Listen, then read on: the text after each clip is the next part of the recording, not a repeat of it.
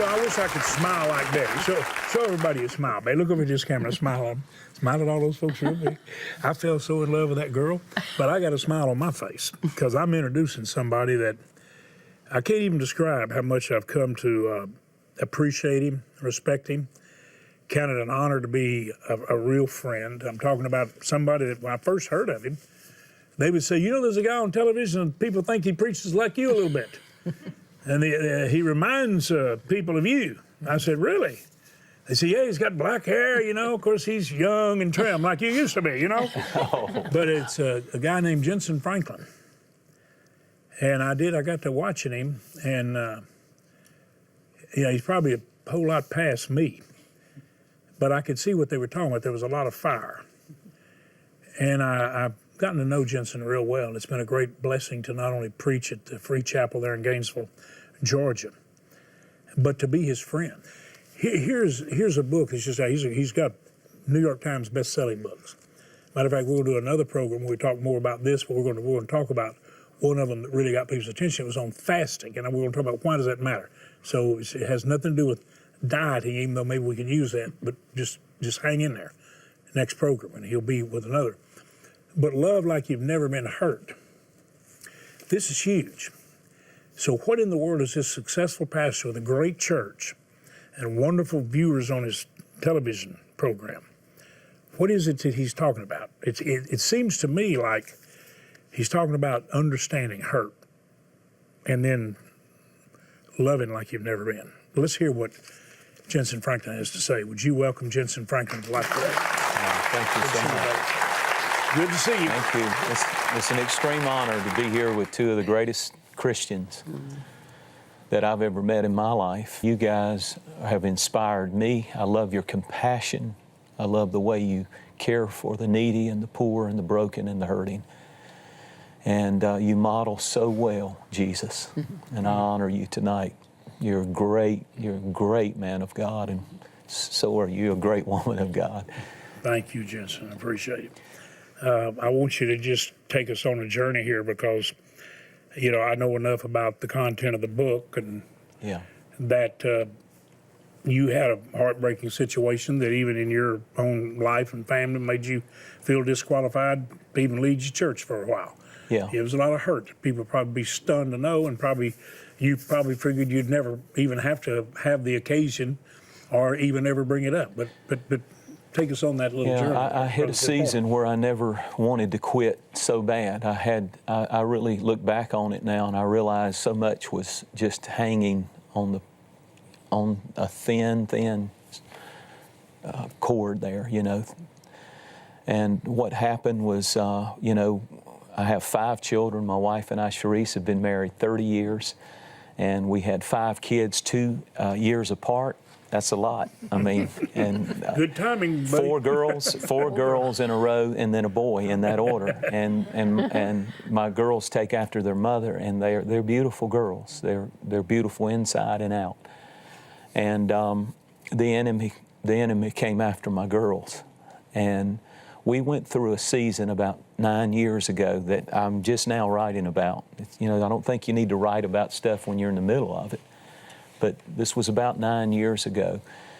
And it began a 3-year process of darkness that hit our house that most people knew nothing about. Ironically, at the same time, James, the ministry began to explode then. We began to be national TV, and Christian stations began to ask for our program, and the church grew from hundreds to thousands, and then another campus and another campus and another campus. All of this strange thing of turmoil in our home. My daughter had gone off and got her into college, a model kid, and got around the wrong group, that got around the party life. The enemy deceived and made some terrible choices. I'll never forget a Wednesday night I was about to go speak at our church, and my wife came into my office, and she said, "Jentezen, we're going to get our daughter. If we don't get her, we may not ever have her again." And she said, I'll never forget how she said it. She said, "I'm going to get our daughter. Are you going to care about this church and preach, or are you going to go with me?" And I dropped my little sermon outline, and we got in the car and we drove 3 hours to Tennessee to find our daughter. We knew something, we didn't know all, but we knew something was really, really wrong. And we found her, and we left everything there. And we put her in the car, and we rode back, and she began to, share what had happened and what was going on in her life. And we thought it would get better. Sometimes, you think, well, this is the end of the darkness. I can see the light in the tunnel. And like in your situation with your daughter, I'm sure there were times when you had good reports, but then the bad reports come and it just crushes you. That was the kind of scenario. We would have those days, and then when we got her back home, it started all over again, and one thing led to another. She ultimately ran away. And for about a week, we didn't know where she was. And we were having a meltdown like you wouldn't believe. And ultimately ended up getting married, and we received a text on a Saturday as I was preparing to preach that our daughter is married. And I'll never forget the next... You had no idea. No. And the next Saturday, I had a wedding of one of her best friends, and I watched that father walk his daughter down the aisle, and it was everything I could do to hold myself together. And this story is not just about that. That was the beginning of the message, Love Like You've Never Been Hurt. I heard that phrase. Satchel Paige, a professional baseball player, an African-American, who was the first pitcher in professional baseball, had the saying that you've got to love like you've never been hurt. And it came when he would pitch and there would come racial screams from the stands. And he had several famous sayings, and one of them was, love like you've never been hurt. And right in the middle of all of that I was going through, I hear this phrase. And when I heard it, it hit me so strong. And the Lord said, if you're going to get through this, you're going to have to love like you've never been hurt. See, it's easy to love people when you don't have a conflict. Yeah. It's easy to love people who have the same viewpoint, the same vantage point. And there is a sickness in the body of Christ and in Christians that we need to deal with. We have parents who don't speak to their own children. We have grandparents who've never even seen their grandchildren. They live in the same city, but we just don't get along, or my kids aren't living right. See, the thing that I begin to do is almost resent my own flesh and blood and feel like the enemy will deceive you with self-righteousness to feel like, well, I can't really love her like I ought to because how she's living so offends me. When actually it ought to be the opposite. Somebody's watching this program right now, and one of their children probably, it's possible, has said, I'm gay. Or I'm pregnant out of wedlock. What are you going to do? What is a Christian supposed... We can pretend like all of us have beautiful plastic Camelot homes, but the truth is Camelot doesn't exist.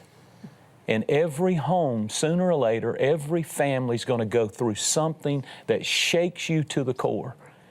And you're going to have to do what Jesus did when He was hanging on that cross. And He looked down with nails in His hands and He said, Father, I'm going to love them like I've never been hurt. Father, forgive them. They know not what they do. And so, to make a long story short, God began to do a work in me and in my wife, because it's amazing what you have in you that doesn't surface until the pressure's on you, and words, we would say things out of hurt to one another, and our family was just fractured, and it had an echo effect throughout our home. It became a war zone, it felt like, and it was awful. And I really wrestled with, should we really tell this stuff? Because people will lose confidence in us, but really? Did you even question, what business do I have being a preacher? Absolutely. What business do I have, Pastor? I just need to disappear. Absolutely, and I felt like God spoke to me. He did through an elderly gentleman. He came to me, and in the middle of this, a pastor, a preacher, and he said, Jentezen, I was weeping one day. I just broke, and I said, I'm just going to quit. I'm just going to resign. I can't take it. I can't get up and preach. And how can I tell others, and it's not working for me? Well, it was working for me, but sometimes God has to put you through a process. Don't get weary in well-doing. You will reap if you faint not. And he said, I'll never forget what he said to me. He said, Jentezen, God had 2 children named Adam and Eve, and He raised them in a perfect environment. He was not a bad father. He had quality time with them. He walked in the cool of the day every day with those children. That's awesome. And he said, they messed up, but he didn't resign from being God. And he said, you're not going to resign from being pastor and a preacher. You're more called now than you've ever been. Wow. You're a broken vessel, and God's going to use you greater than you've Wow. ever been used before. Isn't that good counsel? And that's exactly what God did for me. Well, more than likely, in our lifetimes, our journey is going to take a turn that we didn't choose, didn't right. want, never would have thought we'd have had. That's right.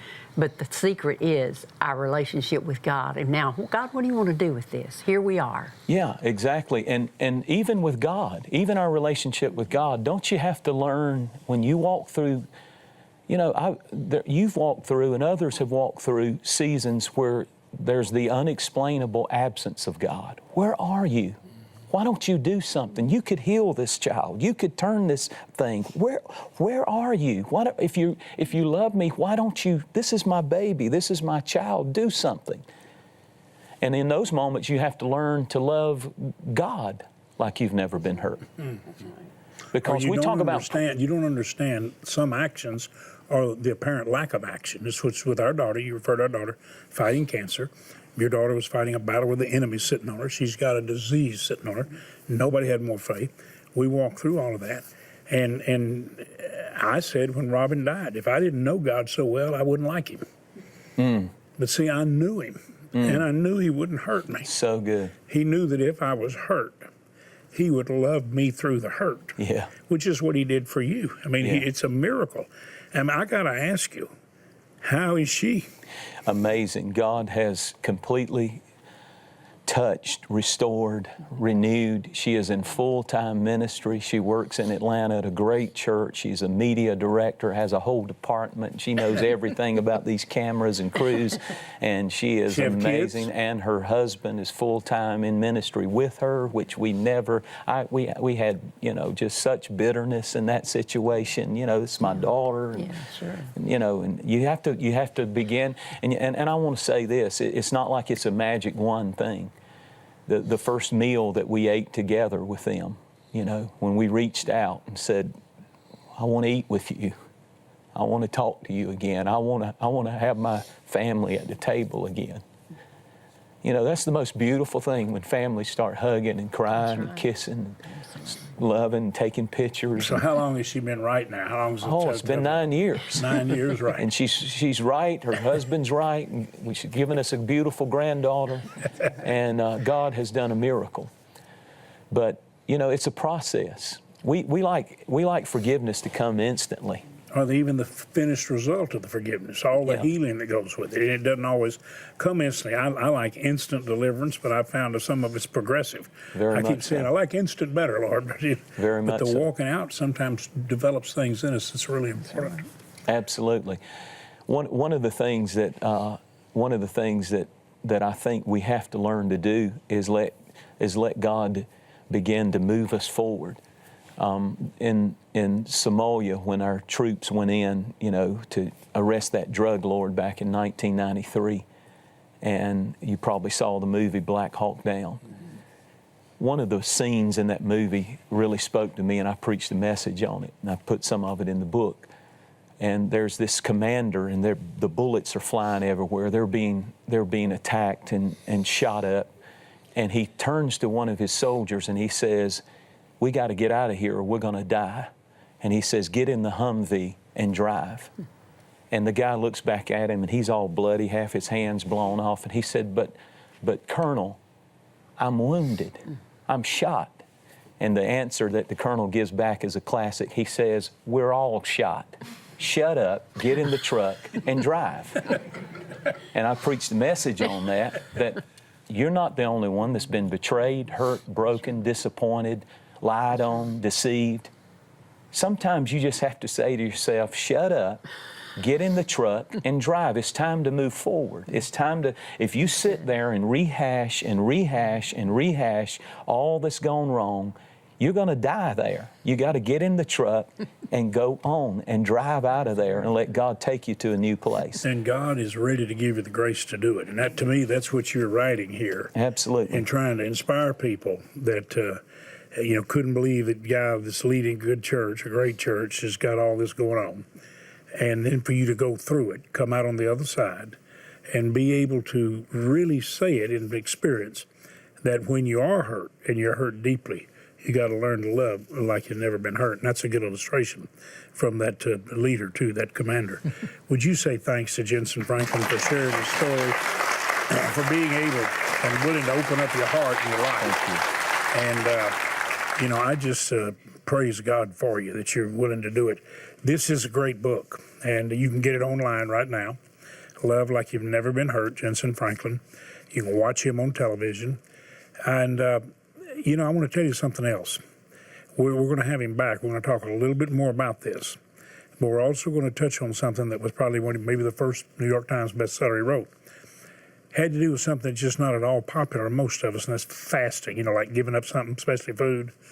Say, maybe I'll fast broccoli, okay? Yeah. Give that up for Lent or whatever it is. Look, let Jentezen help us, all of us, because that's what he's done right here today. Don't you think, Betty, what he's shared? And I just want you to know we'll be glad to send you the book. Here's what we're asking you to do. And Jentezen, this is just the most fabulous thing that we can do. We can set people free that are hurt every day because they've been taken captive and they've been trafficked sexually. They have been promised something by deceptive people who intend to use them for their own selfish gain. And then people exploit them for an attempted gratification, total selfishness. But love is the hope. So what I'm asking today is for the greatest outpouring of love possible, that every single person watching us right now would say, I'm going to rescue that girl. I'm going to rescue one like them. Please help us help these children. Let's offer them hope. And we know that hope comes from Jesus Christ. But we are to demonstrate that hope through his love. We can set them free. So please join with us. Think about this. $128 is the average to reach, rescue, and begin to restore one person for a year. But our viewers contacted us before we started asking you this time.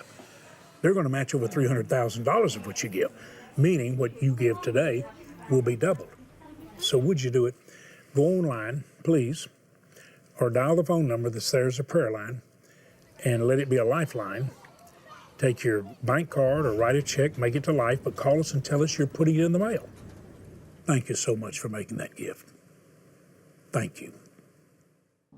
Behind the bright lights, there is a darkness where a world of violence and sexual abuse runs rampant, scarring the souls of millions of young children. With their bodies broken and hopes crushed, these children are trapped in a never-ending nightmare. With your help, Mission Rescue Life can shine the light of God's love in this dark world to reach, rescue, and restore children and young people to the beauty God designed for them to enjoy. With a generous opportunity of a $320,000 matching gift, your gift of $128 to help rescue a child will be matched to help 2 children. Your $64 gift will be matched to help rescue 1 child from the horrors of human trafficking. And a $32 rescue gift will be doubled to $64. With your gift of any amount today, we'll send you the Names of God prayer journal. From Adonai to Yahweh, this journal is filled with beautiful photographs to help you reflect on 31 different names of God found throughout Scripture. With your gift of $128 or more, you'll receive the Names of God Bible. This special edition NIV large print Bible is engraved with the many names of God, a beautiful reminder that the God we serve is infinitely good. Finally, please consider a gift of $1,280, which will now help rescue 20 children, and you may request a beautiful Bridge of Faith framed canvas print by Thomas Kincaid. Please call, write, or make your gift online. Well, I'm excited about the fact that I think if you can help, you have any ability at all, you're going to do it, knowing it's doubled. And today, if you say, James, I really would like to have Jentezen's book. I need to understand what he's talking about. He's a great preacher. I think he's a great writer. He's going to be back to talk about it more on another program, and we're actually going to talk about another best-selling book that he wrote. But I hope you'll join me and Betty not only expressing thanks for Jentezen, but committing to pray for him and his family, his church, and all the campuses everywhere they're reaching out, and all of his ministry on television. You can watch him. And I hope that you will. I hope you support him in prayers and financially. Would you join Betty and me in saying thanks to Jentezen Franklin? Jentezen, thank you, buddy. We look forward to talking to you next program. Okay? Thank you. Thank y'all so much. You are a blessing. You bless because of your love.